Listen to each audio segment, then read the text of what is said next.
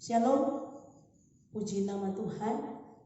Kita bertemu kembali di hari ini dalam ibadah sesi yang kedua bersama dengan jemaat yang ada di gereja Oikumene Seruyung. Terima kasih banyak sudah memberikan kesempatan kepada saya untuk berbagi berkat pada malam hari ini. Salam dari GPSDI Bukit Sion Donghua yang ada di PPU Kalimantan Timur bersama dengan saya Pendeta Alfa Mamoto. Kiranya saudara bisa sekalipun berjauhan kita bisa saling mengenal ya, sekalipun cuma lewat HP saja ataupun lewat media yang ada. Dengan kondisi yang ada hari ini kita tetap bisa bersyukur karena saya percaya kalau kami di sini dipelihara, maka saudara-saudara sekalian, para hamba-hamba Tuhan, anak-anak Tuhan yang ada di gereja Oikumene Persekutuan yang ada di Seruyung juga diberkati oleh Tuhan. Puji nama Tuhan tidak berlambatan. Mari kita buka Alkitab kita malam hari ini di sesi ini. Kita akan buka Alkitab dalam Ayub pasal 23 ayat yang ke-10. Ayub pasal 23 ayat yang ke-10. Demikian firman Tuhan. Karena ia tahu jalan hidupku, seandainya ia menguji aku akan timbul seperti emas. Sekali lagi Ayub 10, Ayub 23 ayat yang ke-10. Bapak Ibu yang ada di rumah silakan buka dan boleh baca bersama-sama dengan saya sekali lagi. Karena ia tahu jalan hidupku, seandainya ia menguji aku akan timbul seperti emas. Puji nama Tuhan. Setiap kita pasti punya masalah, pasti punya pergumulan, pasti punya penderitaan. Tetapi saya berpikir tidak ada yang punya penderitaan seperti yang dialami oleh Ayub. Seorang Ayub, ya. Saudara kekasih Tuhan, yang Ayub alami, penderitaan yang sehebat yang Ayub alami adalah penderitaan yang sangat amat tidak masuk akal untuk zaman hari ini. Kekasih-kekasih Tuhan, Ayub itu mungkin seumuran Abraham, tetapi saudara-saudara, kalau ditulis kitab Ayub sebelum kitab Mazmur itu punya rencana yang indah buat saudara dan saya bisa memahami maksud dari kitab Ayub ini ditulis. Apa yang Ayub alami saudara? Ayub itu orang paling kaya di zamannya. Orang juga yang terkenal di zamannya. Tetapi bukan cuma itu, Ayub adalah orang yang saleh, orang yang berkenan di hati Tuhan.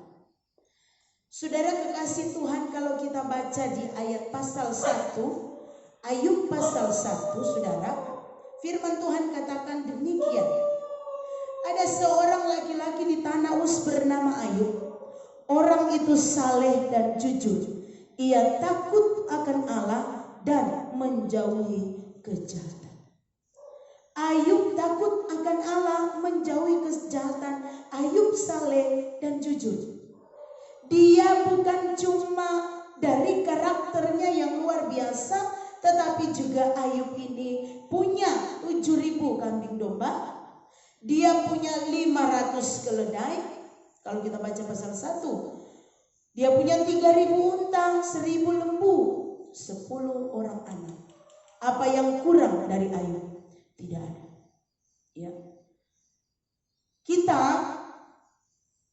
kalau ada masalah sedikit ngamuk-ngamuk, marah-marah, ataupun kita bisa bertanya, mempertanyakan keberadaan Tuhan. Kok bisa ya Tuhan? Ya. Tetapi saudara, saya percaya ketika kita melewati pergumulan sebagaimana Ayub alami, kita pun dapat belajar dari kisah Ayub. Dari ayat ini firman Tuhan katakan, apa perkataan Ayub? Ayub berkata, karena ia tahu jalan hidupku. Seandainya ia menguji aku akan timbul seperti emas. Ada 4 hal yang ingin saya bagikan dengan saudara sekalian tentang kisah Ayub ini, sehingga malam hari ini kita akan mengambil sebuah tema menang dalam pergumulan. Sama-sama katakan menang dalam pergumulan. Puji Tuhan. Haleluya. Saya percaya saudara-saudara sekalian juga mengatakan hal yang sama. Menang dalam pergumulan. Hari ini masalah yang kita alami masih sama. Ada pandemi COVID-19, ada berbagai macam berita-berita yang kita dengar bahwa pandemi ini bisa membuat sesuatu yang kita tidak inginkan, yaitu jatuhnya atau runtuhnya ekonomi dunia. Tetapi saudara dan saya perlu mengerti, perlu mengetahui, setiap anak Tuhan memiliki ciri khas menghadapi masalah. Ciri khas yang bisa kita dapatkan lewat kebenaran firman Tuhan. Dan malam hari ini khusus saya mengambil dari apa yang Ayub alami. Kenapa Ayub menang, saudara?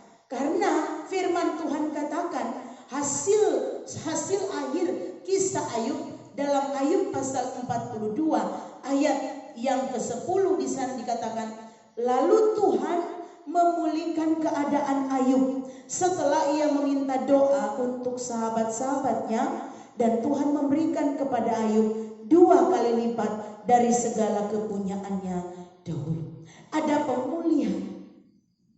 Apa yang dia alami sampai kepada penyakitnya. Istrinya meninggalkan dia. Dia mengalami pemulihan dan Tuhan membawa dia mengalami 2 kali lipat dari yang sebelumnya. Bagaimana Ayub bisa mengalami pemulihan? Yang pertama, dari ayat ini dia berkata, karena ia tahu jalan hidupku. Saudara kekasih Tuhan, yang pertama, poin pertama yang saya mau katakan, Ayub mengatakan ia tahu jalan hidup kita. Apapun yang terjadi, kita harus memahami bahwa segala sesuatu, termasuk pandemi virus corona hari ini, itu tidak pernah lepas dari pandangan Tuhan. Apa yang saudara alami hari ini tidak pernah lepas dari pandangan Tuhan. Paranormal sehebat apapun, dia tidak tahu masa depan dan juga dia tidak tahu kapan dia meninggal. Tidak ada yang tahu. Tetapi Tuhan berkata dalam ayat ini, keyakinan Ayub bahwa Allah tahu jalan hidupnya. Kita tidak tahu jodoh, pekerjaan, sakit, musibah, kematian, malapetaka. Kita tidak pernah tahu apa yang akan terjadi di depan kita. Contohnya saudara-saudara, saya kalau jalan saya tidak tahu ada batu mana, ada lubang mana di depan yang akan membuat saya jatuh. Tetapi apabila saudara dan saya hidup di dalam Tuhan, maka kita perlu berkaca dari firman Tuhan bahwa ia tahu jalan hidupku. Saya boleh tidak tahu, tetapi Allahku berdaulat, dia tahu. Kata firman Tuhan Yeremia 29 ayat 11, apa di sana dibilang saudara? Yeremia 29, apabila Bapak Ibu ada di depan Alkitab, mari buka Alkitabmu dan baca dalam Yeremia 29 ayat yang ke-11. Firman Tuhan berkata demikian, sebab aku ini mengetahui rancangan-rancangan apa yang ada padaku mengenai kamu. Demikianlah firman Tuhan, yaitu apa? Rancangan damai, sejahtera, dan bukan rancangan kecelakaan, untuk memberikan kepadamu hari depan yang penuh harapan. Saudara, jangan berpikir bahwa Tuhan tidak peduli akan hidup kita. Jangan berpikir bahwa Tuhan tidak tahu apa yang sementara terjadi.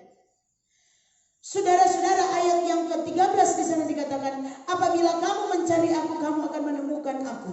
Apabila kamu menanyakan aku dengan segenap hati, Aku akan memberi kamu menemukan aku, demikianlah firman Tuhan. Dan aku akan memulihkan keadaanmu dan akan mengumpulkan kamu dari antara segala bangsa dan dari segala tempat di mana kamu telah kucerai-beraikan. Demikianlah firman Tuhan. Dan aku akan mengembalikan kamu ke tempat yang dari mana aku telah membuang kamu. Dari ayat ini kita melihat Allah kita berdaulat atas hidup saudara dan saya. Kita perlu mengucap syukur untuk kedaulatan Tuhan atas hidup kita. Ada amin saudara? Karena kita tahu rancangan Tuhan bukan untuk kecelakaan, bukan untuk menghancurkan anak-anaknya. Siapa dia? Kata firman Tuhan, untuk memberikan hari depan yang penuh harapan kepada siapa? Demikianlah firman Tuhan. Ini rancangan Tuhan bagi mereka yang mencari Tuhan. Bagi mereka yang menemukan Tuhan. Bukan untuk sembarangan orang saudara. Rancangan damai sejahtera Tuhan hanya bagi mereka yang mencari Tuhan. Dia berdaulat. Seringkali kan kita bertanya, kenapa Tuhan? Kenapa virus corona ini ada? Kenapa? Bisakah ini COVID-19 ini berhenti? Adakah Allah berdaulat di balik segala sesuatu yang sementara terjadi? Kalau saudara mempertanyakan keberadaan Tuhan, firman Tuhan katakan hari ini segala sesuatu yang terjadi tidak ada yang lepas dari pandangan Tuhan. Dia berdaulat. Kita tanya, Allah tidak harus menjawab. Kenapa saudara? Karena kita tidak akan mengerti kenapa harus ada virus ini. Kenapa kita harus dibatasi dengan new normal yang hari ini bukan lagi normal seperti dulu, tetapi normal yang baru. Di mana-mana ada jarak satu sama lain. Di mana-mana kita tidak boleh pelukan cipika-cipiki. Kita tidak boleh lagi saling menyapa satu sama lain. Kenapa saudara? Apakah Allah berdaulat? Yes, dia berdaulat. Apakah Allah tahu? Ya, dia tahu. Kita bertanya, Allah tidak perlu menjawab. Allah tidak harus menjawab. Kenapa? Karena kita tidak akan mengerti. Tapi dari cerita tentang Ayub, mari belajar percaya. Tuhan tahu apa yang sementara dia lakukan. Kalau ada pergumulan, itu bukan untuk menghancurkan saudara dan saya. Bukan. Anak-anak Tuhan dipelihara oleh Tuhan dan Allah berdaulat. Katakan sama-sama, Allah berdaulat. Lagi katakan, Allah berdaulat. Amin, puji Tuhan. Katakan sama-sama, aku tahu apa yang Tuhan sementara lakukan. Aku tidak perlu tahu. Yang aku percayai, dia tahu apa yang sementara dia lakukan. Saya kasih contoh saudara, pemahat mengambil pohon di sebuah gunung dan kemudian dia akan mulai memahat berhari-hari, berminggu-minggu. Tetapi yang pohon satu tidak dipahat. Kalau kita berpikir nih orang kejam sekali, yang satu dipahat, yang lain tidak dipahat. Pohon itu tidak tahu apa yang sementara dia lakukan. Mungkin pohon itu akan bilang, aku pun bingung kenapa saya disakiti. Datang lagi, dipotong lagi kiri, dipotong kanan, dipahat lagi kiri, dipahat lagi di atas, dipahat lagi di bawah. Mungkin pohon itu bilang, aku tidak tahu apa yang sementara dia lakukan, tetapi aku percaya aku ada di tangan pemahat yang tepat. Dia tahu apa yang dia sementara lakukan. Ada amin? Ada amin saudara? Kemudian suatu saat ketika pohon itu selesai dipangkas-pangkas kiri kanan saudara, dia bisa menjadi sebuah patung yang indah, karya seni yang luar biasa. Itu bisa ditawar oleh banyak orang dengan harga yang tinggi. Tetapi pohon yang tidak pernah dipahat, dia tidak punya harga. Aku tidak tahu apa yang sementara terjadi hari ini yang melanda dunia hari ini. Aku tidak tahu apa yang sementara saya alami, yang sementara saya lalui. Masalah pergumulan berat ini saya mau dibawa di mana oleh Tuhan. Tetapi yang saya tahu, Allah tahu apa yang sementara dia lakukan. Ada amin? Itu yang Ayub bilang. Ayub katakan, karena ia tahu jalan hidupku. Haleluya. Kemudian Tuhan bilang begini, ayat yang 10 itu, seandainya ia menguji aku. akan timbul seperti emas. Yang kedua pelajaran malam hari ini, saya ingin katakan kepada saudara yang ada di Seruyung, perhatikan baik. Hasilnya Tuhan membuat kita menjadi mulia. Masalah membuat kita menjadi mulia. Yang kedua, yang pertama tadi, Tuhan tahu jalan hidupmu. Yang kedua, Tuhan membawa engkau melewati masalah untuk membuat engkau mulia, menjadi berharga. Emas itu kan batu berharga ya. Beda dengan batu akik, saudara. Beda dengan batu-batu di jalanan, itu tidak ada harganya. Tetapi batu yang berharga salah satunya adalah emas. Ada amin? Kalau tidak teruji tidak bisa dipuji, saudara-saudara. Sebelum dijual biasanya mobil harus diuji dahulu. Ya, sebelum dijual biasanya harus diuji dahulu. HP sebelum dijual atau dilaunching dia harus diuji dahulu. Tujuan ujian bukan untuk menghancurkan tapi untuk bawa kita naik. Tujuan itu dalam bahasa Inggrisnya test, no temptation, test. Tujuan ujian adalah untuk bawa kita naik. Temptation itu datang dari setan. Ujian diizinkan oleh Tuhan, sekalipun itu setan sementara mengganggu saudara dan saya, tidak mungkin setan melakukan lebih dari apa yang Allah izinkan. Karena apa? Karena setan pun tidak berdaulat atas hidupmu. Kegagalan kita, ketidaksetiaan kita tidak akan menghancurkan rencana Allah dalam hidupmu. Oleh sebab itu, mari datang kepada Allah yang berdaulat atas hidupmu. Dia tahu apa yang dia buat dan dia sementara membuat engkau menjadi lebih berharga, lebih mulia, lebih indah, lebih kuat, lebih setia. Ada satu bahasa yang berkata no cross, no cross, no victory. No gain, no pain. Ya.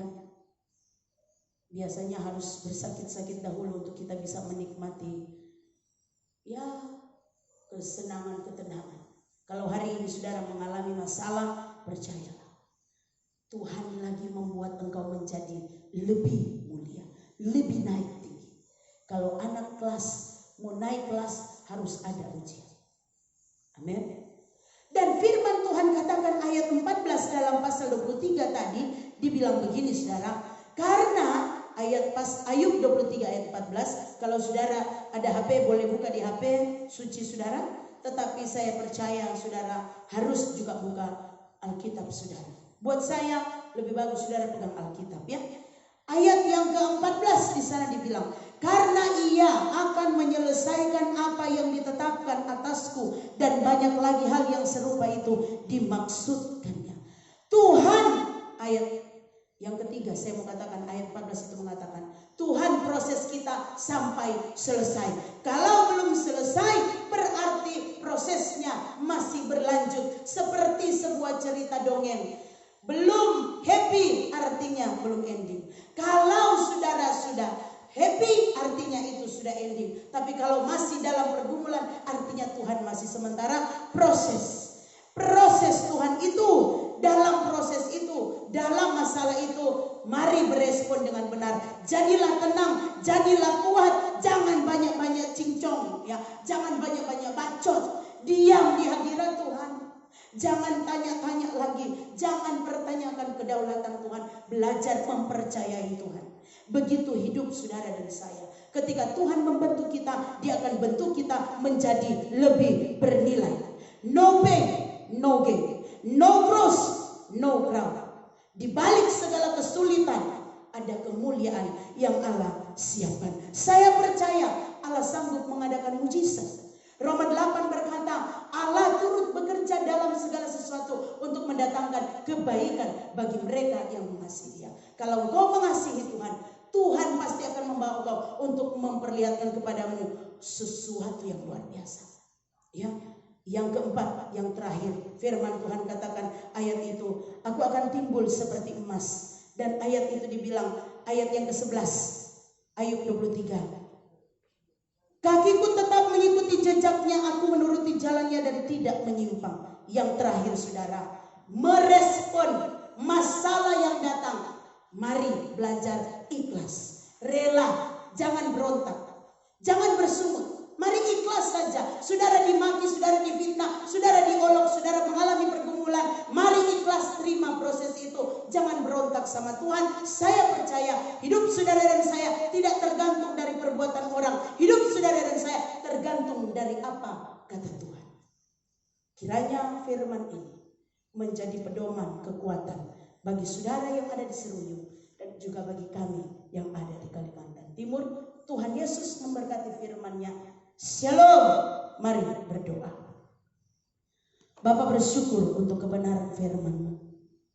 Apapun yang kami alami, apapun yang kami lalui, hamba-Mu mengangkat tangan untuk mereka yang ada di Seruyung. Diberkati mereka Tuhan, melalui pergumulan, jauh dari keluarga, jauh dari teman-teman, jauh dari orang-orang dekat mereka. Mereka mengalami kesendirian, tetapi Tuhan, Engkaulah Allah yang bersama-sama dengan mereka. Apapun yang terjadi, umat Tuhan yang ada di Seruyung, mari kuatkan imannya. Teguhkan mereka untuk berpegang pada firman dan tidak keluar dari rancangan Tuhan. Sebab rancangan-Mu bagi kami semua adalah rancangan damai sejahtera. Biar firman ini meneguhkan setiap apapun yang ada di dalam hati mereka, sehingga mereka, bahkan kami di sini, kami tetap dikuatkan untuk setia mengiring Tuhan. Terima kasih buat firman-Mu Tuhan. Kami bersyukur, tutup semua firman ini demi nama Yesus. Haleluya, puji Tuhan. Amin.